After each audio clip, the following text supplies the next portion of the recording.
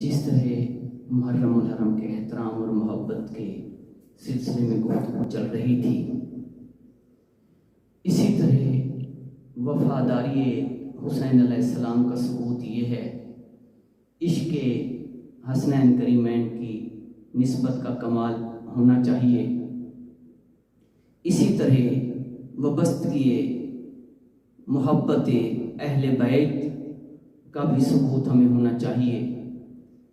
پھر صلحاء، فقہاء، کاملین، محدثین، معلمین، معصومین سب نے اپنے عشق کا ثبوت دیا سیدنا حسین علیہ السلام سے کہ انہوں نے اپنی زندگیوں پہ دین محمد مصطفیٰ صلی اللہ علیہ وسلم کو لاگو کیا اور نماز کو اپنی زندگیوں کا حصہ بنایا اور تمام تر مفادات حاصل کیے۔